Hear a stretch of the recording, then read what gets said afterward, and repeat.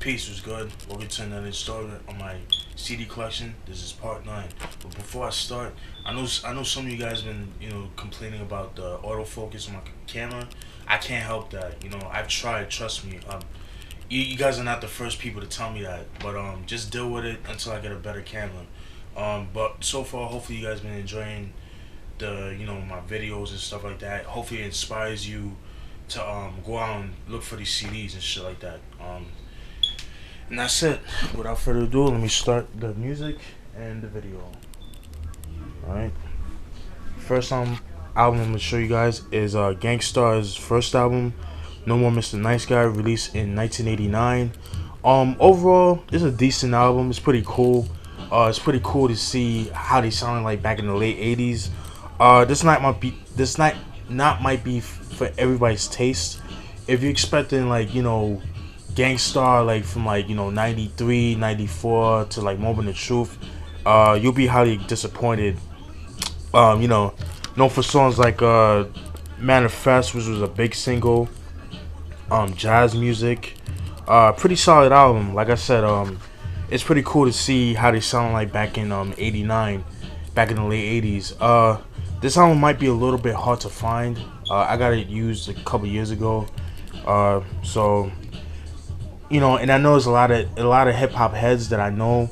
They say they love hip hop, but a lot of times they only like 90s hip hop and hip hop of today. But when it comes to 80s hip hop, they kind of stay leery of it. So if you're one of those people, if you're not into 80s hip hop, you probably won't like this album. You would have to be a Gangstar fan to really enjoy this album. Gangstar, No More Mr. Nice Guy, released in 1989. Pick it up if you can find it. And we got Banton, Million Megawatts, released in 1995. Overall, very dope album. For fans of rock or hip hop or dancehall or whatever, you'll definitely enjoy this album. The only single I believe is Money First, which uses the Patrice Russian sample. Mad people use that sample, especially back in the early to mid 90s, definitely. But overall, very dope. It's pretty cool because Salam Remy, he's all over this album, and it shows that he not only can make hip hop beats, but he can also make dancehall beats as well. Highly recommended for fans of 90s reggae or dancehall, like I am. Me personally, I'm not crazy about dancehall today. It all sounds the same, just doesn't have that I don't know, it doesn't have that raw vibe to it. But Mega Banton, Million Megawatts, 95. Then we got Nick Wiz's third installment of his Cellar Sounds, Volume 3, released in 2012, last year. Overall, very dope. It's not his best one. I prefer his first two, the ones of which I don't have in my collection. I did hear them though. Very dope. Like I said, if you're a fan of 90s hip hop, I highly recommend checking this album out if you can find it, because a lot of these albums, they end up becoming out of print very quickly. They end up selling out, and they're very hard to come by. In fact, I went to Discogs.com and I saw the first one going as high as $261. So I thought that was pretty cool, but at the same time, I wouldn't spend my money, hard-earned money, on a CD. Sorry, like that much money on a CD. But anyways, very dope. Nick Wiz, you guys might not be familiar, but you guys might be familiar with Cellar Dwellers. He produced a lot of the tracks on that album, Realms of Reality, which I'm trying to get my hands on, but it's hard to find. He's known for his collaborations with that, as well as Rand Reed, Chubb Rock, and a whole bunch of people. Pudgy the Fat Bastard. Overall, very dope. If you like 90s hip hop, you'll definitely enjoy this album. Then we got Wyclef Jean's second album, The Ecleftic, released in 2000. Overall, this album's alright. It's not too bad. Kind of slept on, very underrated. I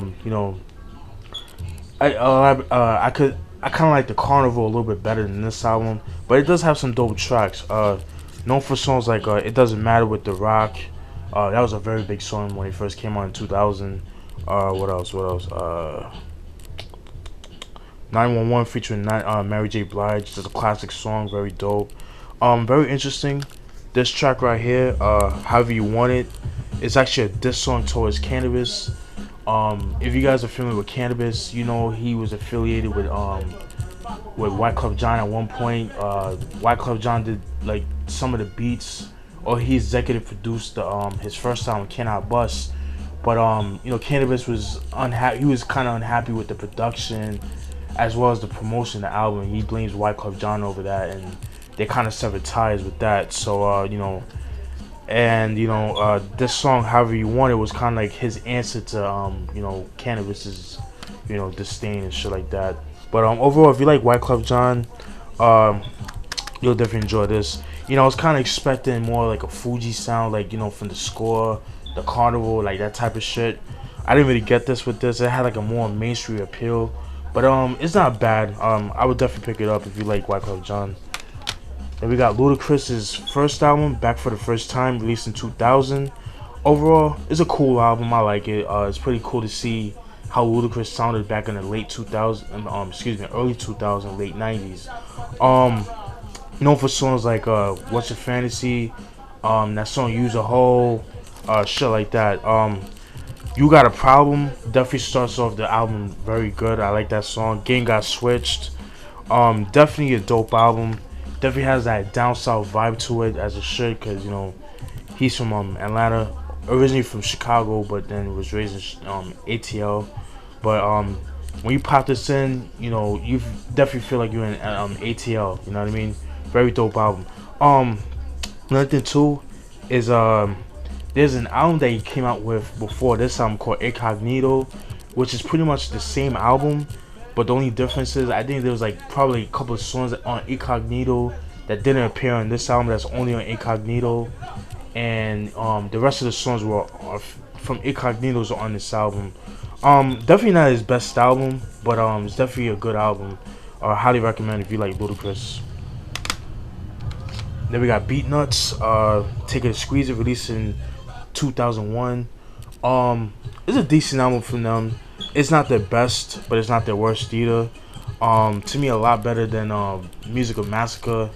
I was kind of disappointed with that album. Way better than Milk Me too. The one that came out in 2004. I didn't care about that album. But I'm gonna give Musical Massacre another chance. I don't have that in my collection. I do have to pick it up if I do find a copy of it. But overall, very good album. Known for songs No Escaping This was like the big song off the album, and Let's Get Dough featuring Fat Man Scoop. I remember High 97 used to play that song so much. I mean, it was on all over the mixtapes and shit like that. Overall, very dope. If you're a fan of Beatnuts, if you're a fan of Queens hip hop, highly recommend it. It definitely has like that party vibe to it. Highly recommend it.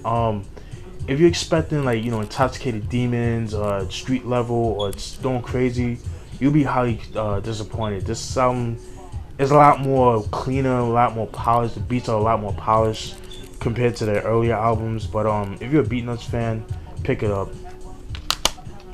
Then we got Rod Digga's first debut album, Dirty Harriet, released in 2000. Very dope album. Very underrated, very slept on, I believe, when it first came out. You don't really hear a lot of people talk about this album. Rod Digga, Her Sexy Ass, man, very dope album. The beats on here are very dope. In my opinion, if you gave these beats to Busta Rhymes for the Genesis album, then I feel like that album would have been a lot better. But she definitely did the beats justice. I mean, she's definitely a dope MC. Very slept on and beautiful at that. Her husband Young Z, another dope MC. By the way, I want him to re-release the Musical Meltdown album. That shit needs to come out. But anyways, known for singles. The singles are known for are what's the name of this? The Imperial. Yeah, Imperial, which was a single, and I believe What They Call Me was a single as well. I'm not sure about that. Don't quote me on that. But I know that Imperial was definitely a single. Highly recommend it if you're a fan of Busta Rhymes, like the old Busta Rhymes, like his Flipmo Squad days. Like me, I highly recommend checking this album out. Very dope. DJ Scratch, definitely a dope producer. Then we got Sibo Enemy of the State, released in 2000. This album's okay. It's not his best album. You know, if you're expecting like what's the album? Like Gas Chambers, the Autopsy EP, or Tales from the Crypt, you'll be highly disappointed. It's not his best, but it's not his worst. But it's like, you know, nothing too much to, you know, talk about. It's just like, you know, typical West Coast hip hop. You know, this gangster shit that he talks about, that he's done and he did and stuff like that. And it's alright. It's okay. If you're a Sibo fan, you'll probably appreciate this more. You know what I mean? I like Sibo, but I like his earlier shit. Then we got L.O.X, Money, Power, and Respect, released in 1998. This is their first album. This is when they were under Bad Boy Records. As you can see, Chic right here with the skin fade. This is actually the first time I've ever seen him without hair. I mean, without a hat. You know what I mean? Cause he's always wearing a do-rag and a fitted and stuff like that. But overall, it's a decent album. It's not their best album. But you know, obviously We Are the Streets is the better album. But if you're a fan of, you know, D Block and stuff like that, and you want to know how they sound like back in the late 90s, this is the album to pick up. Highly recommended. But you know, they still spit some shit, you know what I mean? They definitely dope. Highly recommended if you could find it. Known for songs like Money, Power, Respect. What's this song? What's the other song? If You Think I'm Jiggy, which was kind of weird from them, but you know, they had no choice, because you know, being under Bad Boy Records, you know, you had to make songs like that. What a song. We'll Always Love Big Papa, which I believe was his first single, if I'm not mistaken. But overall, cool album. Then we got the Into Deep soundtrack, released in 1999. Very dope soundtrack. Dope movie too. I have that in my collection. Very dope. Highly recommend it. What's the song? How to Rob featuring 50 Cent. A young 50 Cent. This is, you know, when he put out, like around the time he was supposed to come out with A Power of the Dollar, but it got shelved because, you know, he got shot up and shit like that, so it never came out. Tear It Off, featuring Method Man and Redman, which was featured on was actually featured on the Blackouts album. Very dope album as well. Ali Vegas, very dope MC, very underrated. I wanted to come out with his first album that was supposed to come out, Generation Gap. That was supposed to come out, I believe, back in 2001, but it never did. This song, The Special, was actually featured on that. And that album was actually leaked, so you go actually find it on the internet and download it somewhere. Rowdy, which was a single as well. Quiet Storm featuring Little Kim, that was like the big song. That song was pretty big back in the day. Still is today. If you play that today, play it in the club, yo, niggas will lose their heads, you know, you'll dance to that and shit. Overall, very dope soundtrack. Excuse me. Definitely has that late 90s vibe to it. When you pop this in, you feel like you're back in 1999. That's how dope this album is. Very dope. Highly recommend it. Like dope East Coast hip hop and shit like that. It's like a mixture of R&B and hip hop. You know what I mean? Very dope. Then we got Gangstar Step in the Arena, released in 1991. Definitely a big improvement from No More Mr. Nice Guy. Very dope. By this time, Primo started making his beats, because in the first one, everybody was doing the beats. It was from the engineer to Guru and Primo. But in this album, they started, Primo actually started making his own beats and stuff like that. So I thought that was pretty cool. You know, for singles like Just to Get a Rep, which was pretty cool. Who's Gonna Take the Weight? What else was, I believe Take a Rest was a single as well. But overall, very dope. Very dope. Definitely one of the most slept on albums in my opinion. Because a lot of people prefer Moment of Truth or Hard to Earn or Daily Operation. But me personally, I feel like Hard to Earn is their best album. But I feel like this album kind of gets slept on. A lot of people really know it for Just to Get a Rep, but they don't really talk about it like that. But highly recommend it if you like early 90s hip hop or Gangstar in general. It's just dope hip hop.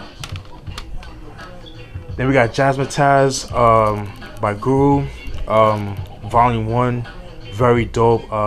This is pretty much a collaborate. It's kind of like a fusion album with live instrumentation of jazz and hip hop. Very dope. Highly recommend this. This is kind of like, you know, Guru's experimental album. You know, very dope. This is when he just, you know, he was still a Gangstar, but he just wanted to do his own thing. So, known for songs like Loungin', which was a single, I believe. Trust Me with and they Davenport. Very dope song. I remember hearing that song on the radio a lot back in the day. Le Bien Le Mal, featuring MC Solar, the French MC. One of my favorite songs off this album is Down the Back Streets. When I play that song, like, it just brings me back to the early 90s, man. It just brings me back to like when New York was New York, you know what I mean? Just taking the subway and stuff like that. Very dope. Jazmatazz released in 1993. Go pick it up. I need to get his second album, the second Jazmatazz released 2 years later. Then we got J-Lo's Egotistical Maniac released in 2011. This album's alright. It's not too bad. It's a double disc album. It's pretty decent.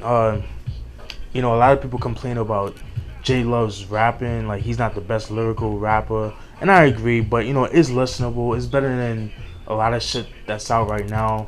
The beats make up for it. Shout out to Mayhem Loren. Shout out to the whole Low Lives. You know what I mean? Definitely making it big with the whole polo shit. You know what I mean? Definitely highly recommend it. He's definitely one of the few DJs / MCs and producers that actually make dope mixtapes and that actually blend. You know what I mean? Actually like making mixtapes. Actually making blends, like remixes of certain songs, you know what I mean? This is J-Love, Egotistical Maniac. Go pick it up if you can find it. Then we got Mass Appeal, Gangstar, the single, the CD single, released in '94. This is off the Hard to Earn album. Very dope. Highly recommend it. I just picked it up because, you know, I'm a fan of Gangstar, so I'm like, I saw this, I was like, I got this at a thrift store. It was like probably like $2, like or $1 or some shit like that. But very dope. Very dope song, dope video too. Hard to Earn, you can see right here. Like I said, my opinion, the best album. Very dope. Then we got Black Milk's second album, Popular Demand, released in 2007. Very dope album. When I picked this album, when I first seen this album, I didn't know who Black Milk was. You know, I picked it up because of the cover. You know, I saw him with the MPC. I was like, yo, this look like it got some shit. So it was kind of a blind buy for me. But I did some research. You know, he was on the affiliate with Jay Dilla and like, you know, Slum Village and stuff like that. You know, when he was known as BR Gunner, stuff like that. Very dope album. Very dope album. My favorite album from Black Milk is Tronic, which I don't have in my collection. That one was like a more of experimental album. He used a lot of more electronic samples in that album. Very dope. I need to get my hands on that and do a review on that. But this is a very good album. It comes with it's a double disc album. Comes with 2 CDs. The second one is the Broken Wax instrumentals. It comes with comes with 3 songs and 4 instrumentals. Songs from their from his first album, Sound of the City, released in 2005, which I believe is a little hard to come by if I'm not mistaken. But this is Black Milk, Popular Demand, released in 2007. And then we got the Best of Sibo. This was released in 1995. Very dope album. Like I said, I'm a fan of the early Sibo from the 90s and stuff like that. It features songs from the first 3 albums. Well, yeah, I guess the first 2 albums plus the EP that came out, plus like I guess like unreleased songs and stuff like that. Those 2 albums be The Gas Chamber, Tales from the Crypt, and The Autopsy, and as well as new songs that he put on. Pretty dope, very dark, very gritty. Definitely has like the horrorcore vibe to it. Highly recommended for mid-90s West Coast hip hop and horrorcore hip hop. Then we got Def Leppard's album Pyromania, released in 1983. In my opinion, their best album. My introduction to Def Leppard was the song Photograph. That's what really got me into Def Leppard. Really love this album. I could play this album without skipping a track. For fans of like arena rock type of rock music, big hair band, arena rock, you'll definitely enjoy this album. Highly recommend it. Very dope. Then we got this album right here, UTD, which stands for Urban Thermodynamics, Manifest Destiny. This is their first album. I bought his books back in 2005 or 2004. 2005. Excuse me. This was like a blind buy for me. I didn't know who the fuck they were, but then when I saw Mos Def, I was like, yo, I had to pick this up. And lo and behold, this is actually Mos Def's first group, which consisted of his brother and sister. And this album was actually recorded between 1994 and 1995. Very dope album. And what's interesting about Mos Def is that he never changed his style. He's still the same Mos Def like you hear him now. You know what I mean? That's what I liked about Mos Def. Known for singles Manifest Destiny, and My Kung Fu, which was a big single too. Very dope. I highly recommend it if you could find it, because it's actually out of print. It's hard to find. But if you're a Mos Def fan, you want to know how he sounded back in the early to mid 90s, this is how I'm to pick up. I highly recommend it. Very dope. Then we got DJ Doom's Temple of Doom, released in 2011. Very dope album. Highly recommend this album. DJ Doom, he's a producer slash DJ slash producer, excuse me, from Bushwick, New York. He got his start back in the early 90s. Just been putting in mad work. He recorded songs for like, you know, he made songs for like people like Arsonist and Lord Finesse back in the day. A whole bunch of others people, Blackistan and stuff like that. Overall, very dope. You just hear the rawness in this album. If you like SP1200 type of beats, I highly recommend checking this album out. Good luck finding this album, because this album was actually out of print. When this came out in 2011, it sold out mad quick. You know what I mean? I'm friends with him on Facebook. A cool guy. We talked from time to time and stuff like that. He's a cool cat. I'm definitely looking forward to more stuff from him. Very dope album. I believe there's a video from this album, Hey Young World, featuring Blackistan. There's a single and it's the video for it too. Highly recommend checking this album out if you can find it. Then we got Drums and Lingo, Black Market, released in 2008. Very dope album. It's a duo, drums, kick drum products, Dramatic, who's the producer, and Lingo being the MC, kind of like a P-Rock CL Smooth or Gangstar type of stuff. Very dope, very gritty, kind of like an early 90s vibe to it. You can see like the SP1200 right here, the weapon of choice. Highly recommend if you could find it. This album was actually out of print, so if you could find it, pick it up. The only way you could get it is from this website, kickdrumproducts.com. It's kind of pricey, but if you really want it, I mean, what other choice do you have? But I highly recommend picking this album up if you can find it. Then we got Blackistan's first solo debut album, Black Sabbath, released in 2010.